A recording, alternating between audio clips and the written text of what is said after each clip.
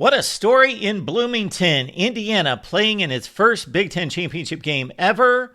Ohio State returns to Indianapolis for the first time since 2020. Who has the advantage? We will break it down based on common opponents. This is not a perfect method, obviously.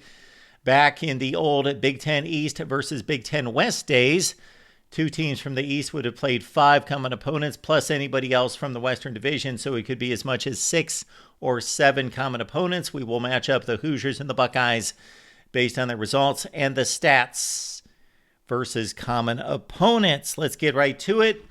Number 1 versus number 2, the only 2 undefeated teams in college football. Ohio State beat Purdue on the road 34-10.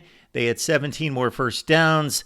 They were outrushed per carry against the Boilers, 4.2 versus 4.0.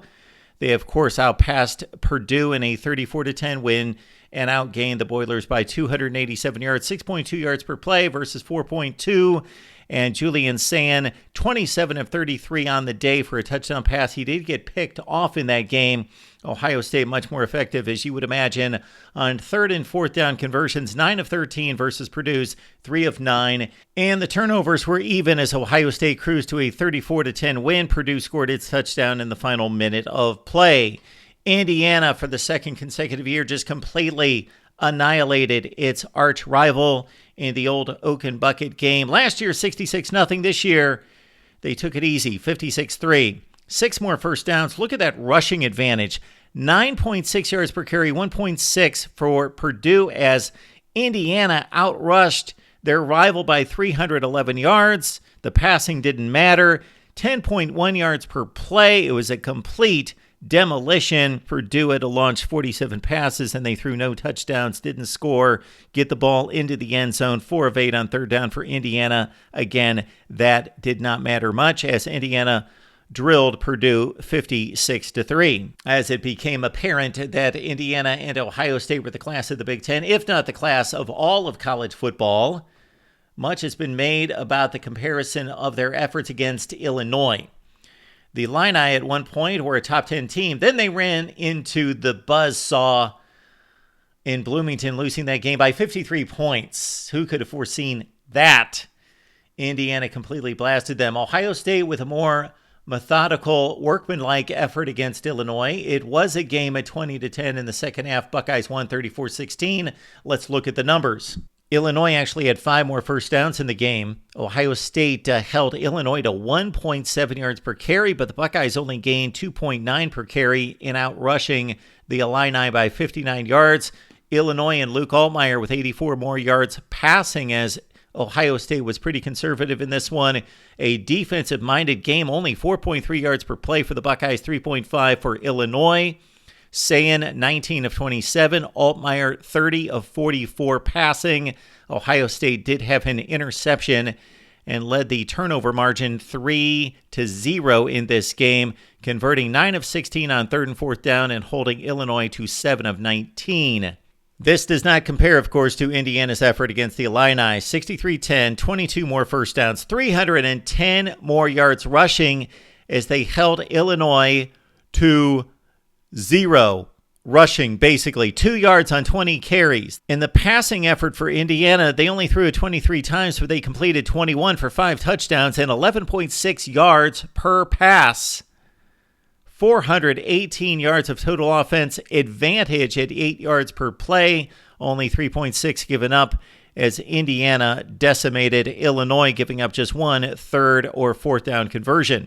There was an obvious approach starting with the Texas game at week 1 that Ohio State would protect Julian Sand, not just in the pocket, but protect him in regards to the playbook and lean on the defense in the ground game to ease him into play. The Wisconsin game, the trip to Madison for Ohio State, was the first time that Julian Sand really cut loose, and Ohio State put up 34 points in a 34-0 shutout. Sand on that day, 36 of 42 passing for 4 touchdowns and no picks. Ohio State threw for 393, a 344-yard advantage over the Badgers, 17 more first downs. Ohio State didn't necessarily run it well at 3.5 yards per carry versus Wisconsin's 3.1, but the Badgers have been stingy on defense this year despite their 4-8 record. Ohio State only gave up 3 of 13 conversions on third and fourth down, and they converted 7 of 13 themselves, and winning once again 34-0. Wisconsin gave Indiana more of a game for the first half at least before the Hoosiers pulled away 31-7 with 11 more first downs. Only 2.2 yards per rush for Indiana against 2.3 for Wisconsin, but Indiana won this game in the air and on turnovers. 207-yard passing advantage, 12.2 per pass against 6.5 for the Badgers, 6.3 yards per play for Indiana against only 3.7 for Wisconsin, and Fernando Mendoza was almost perfect, 23 of 25 for 4 touchdown passes, as Indiana converted 7 of 12 on third and fourth down and limited the Badgers to just 4 conversions in 13 attempts, and they won the turnover battle, did Curt Cignetti's team, +2. Indiana's been tested and taken to the wire twice, one at Kinnick Stadium against Iowa, and then a few weeks later at Happy Valley, despite Penn State stumbling to a 6-6 finish, and a disappointing finish at that, of course, as the number 2 team in the nation preseason. Penn State outplayed Indiana for much of the afternoon at State College, but Fernando Mendoza, who threw a costly pick late, made up for it and led Indiana to a comeback win 27-24, and that was just 1 week after the Buckeyes took on at Penn State. So we've got the direct correlation back-to-back games. Indiana wins at 27-24. The rushing almost negligible, 3.5 versus 3.5. Penn State outrushed Indiana by 9 yards. They outpassed them by 1 yard, 7 yards per pass versus 7.1. So 5.3 yards per play versus 5.3 yards per play. Could a game be more even than this? Fernando Mendoza, 19 of 31 through the air. Ethan Gruckenmeyer, 22 of 31, as Indiana did convert 6 of 13, but they gave up 9 conversions to Penn State on third and fourth down out of 16 tries. And, of course, Indiana put on the game-winning drive to pull this one out of the fire in Happy Valley, and definitely benefited from the +1 in turnovers. Otherwise, they may not have escaped with a victory. The Buckeyes had a tough game with Penn State, at least for a half. They led at the break 17-14 after a fumble by C.J. Donaldson led to a Penn State touchdown to pull the Nittany Lions within 3, but the Buckeyes marched on to the victory with 21 consecutive points in the second half, 38-14. And they had a much decided statistical advantage in this game. Unlike Indiana, 5.1 yards per rush, only giving Penn State 1.8 yards per rush. The big passing advantage by 171 yards. Total offense went to Ohio State by 280 yards at 8.7 yards per play. And the Buckeye defense gave up Penn State to just 3.3 yards per play. Julian Sayin was almost perfect, and we've seen this a number of times in this comparison between Mendoza and Sayin. The quarterback's almost perfect. Sayin, 20 of 23. He had a drop and 2 throwaways in this game, 4 touchdown passes for him as the Buckeyes converted 7 of 10. They did give up 50% conversion rate to Penn State, but won it 38-14. Put it all together, and what do we have? Well, Indiana certainly just blasted Illinois. Illinois is not a great football team, but they were 8-4. They're a good football team, capable of defeating USC on the final play of the game at home. So Illinois is a top 30 team in the nation. Indiana annihilated them. Ohio State didn't necessarily struggle. They had game control most of the way, led by 2 to 3 scores, but it did get to 20-10 in the second half. So Ohio State had to work for the victory. Certainly Indiana was the better team against Illinois than Ohio State, but we could say the same thing about the Buckeyes' effort against Penn State. They blasted Penn State in the second half, and of course Penn State took Indiana to the wire 1 week later, 27-24, and actually were the better football team for much of that afternoon at State College, although Indiana made the plays to win the kind of game that it needed to against a talented Penn State roster. Purdue, well, Indiana just wiped them off the field. Ohio State was never threatened, but did not rack up the point total that Indiana did, 34-10 versus 56-3. So when we add up the numbers, they look like this. Ohio State outscored these opponents by 100 points. Indiana by 133. First downs, Indiana plus 42. Ohio State plus 36. The rushing advantage goes to Indiana, plus 625 versus Ohio State's plus 249 against those opponents. But flip it around, and Ohio State outpassed the opponents by 640, Indiana by 269. Add up the total offense, and it's almost negligible. And again, this is not just the total offense figure. This is the total offense minus the total defense given up by both teams.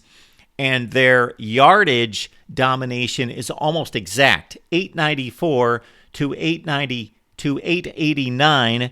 Yards per play, Indiana a bit better at 7.4 versus Ohio State 6.5, as Indiana was completely explosive against Illinois in particular and also against Purdue. Ohio State more steady against every team. The defense better for the Buckeyes at 3.5 yards per play given up versus 4.2. The passing offense for the Buckeyes, Julian Sayin almost perfect, 102 for 125 in these games. Both quarterbacks only threw one interception in these 4 games. The pass defense for the Buckeyes gave up 69 completions and 110 attempts. You see the percentage there. 2 touchdowns, 4 interceptions. IU's defense was also effective against the pass, 3 touchdowns and 3 picks. Third down conversion rate, Ohio State 32 of 52, much better than Indiana's 26 of 45.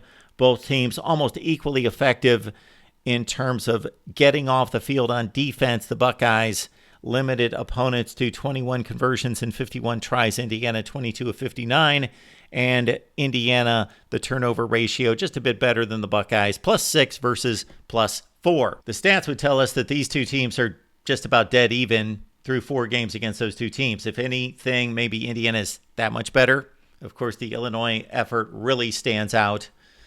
Vegas likes Ohio State by 6 or 6.5 points. That seems to be pretty fair based on the Buckeyes' talent and what we know about these two teams. And again, the talent advantage to Ohio State, but they will play the game on the field in Indianapolis. I don't think anyone would be shocked that follows college football if either team won this game. I will have my prediction available for the premium members on YouTube and also the Patreon members later this week. Join us and the best chat in college football right here Monday, Tuesday, Wednesday, Thursday, Friday, Saturday, 10 p.m. Eastern Time, or post-game right here at the Voice of College Football.